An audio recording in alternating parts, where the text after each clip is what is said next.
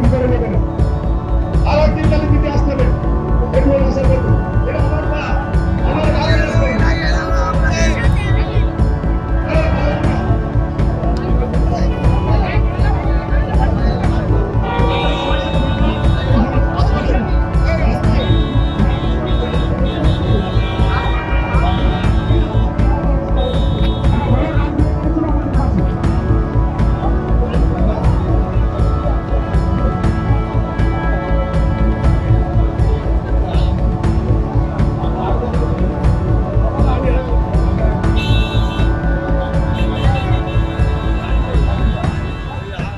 প্রকৃতির কাছে আমাদের সকলকে হার মানতেই হয়, এটা আমাদের নিয়ন্ত্রণের বাইরে।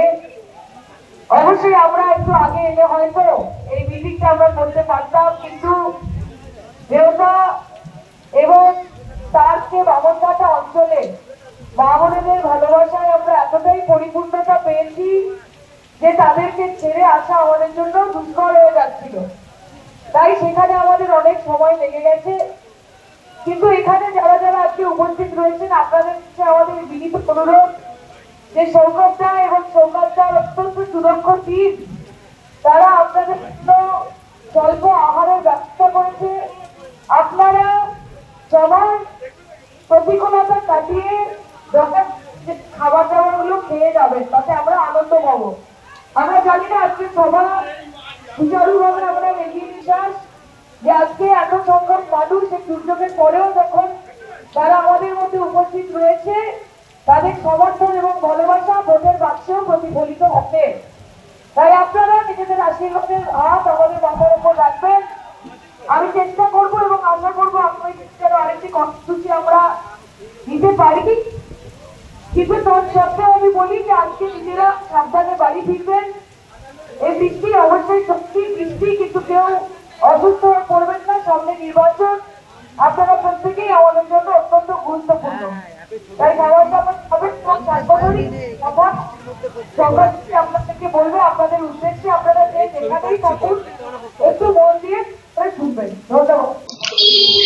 অল্পের জন্য কার্যত দুর্ঘটনার হাত থেকে রক্ষা পেলেন যাদবপুর লোকসভা কেন্দ্রের তৃণমূল প্রার্থী সায়নী ঘোষ।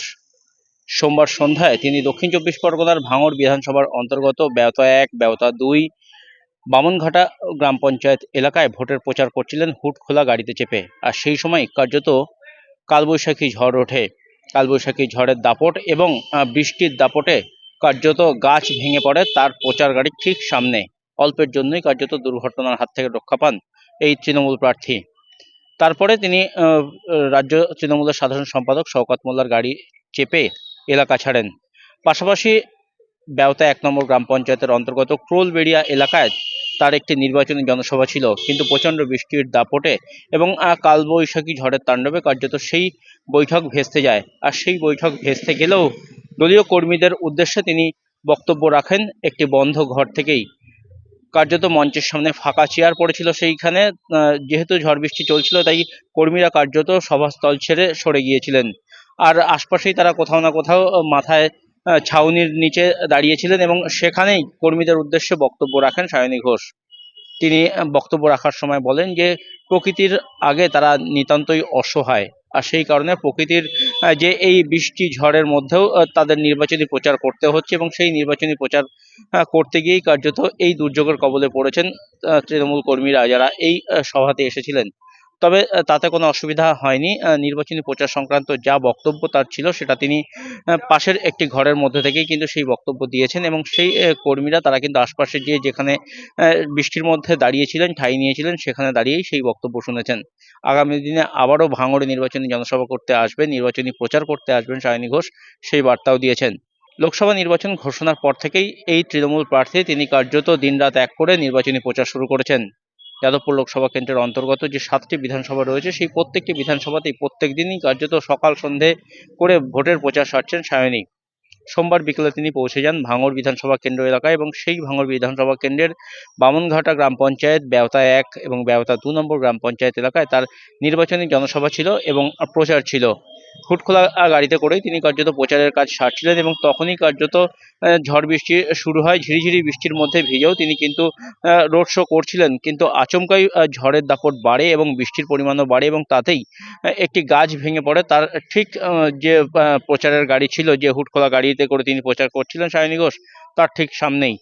অল্পের জন্যই দুর্ঘটনা থেকে রক্ষা পেয়েছেন তিনি এবং দলীয় কর্মীরা সাথে সাথে তাকে সেখান থেকে উদ্ধার করে এবং সামনেই শওকত মোল্লার গাড়ি ছিল, সেই গাড়িতে করেই সায়নী ঘোষ কার্যত এলাকা ছাড়েন এবং তারপর ভাঙড়ের বেওতা ১ নম্বর গ্রাম পঞ্চায়েতের অন্তর্গত ক্রোলবেড়িয়া এলাকায়, সেখানে একটি নির্বাচনী জনসভায় যোগ দেওয়ার কথা ছিল, সেখানে পৌঁছন সায়নী। কিন্তু ঝড় বৃষ্টির দাপটে সেই নির্বাচনী জনসভার সামনে কার্যত চেয়ার সমস্ত ফাঁকা ছিল। তার কারণ কর্মীরা এখানে সেখানে ছাউনির নিচে তারা ঠাঁই নিয়েছিলেন এবং সেই কর্মীরা যারা সেখানে সেই মুহূর্তে উপস্থিত ছিলেন তাদের উদ্দেশ্যেই একটি ঘরের মধ্যে থেকে কিন্তু মাইকে করে প্রচার রাখেন সায়নী ঘোষ। আর এভাবেই তিনি এদিনে জনসভা সারেন।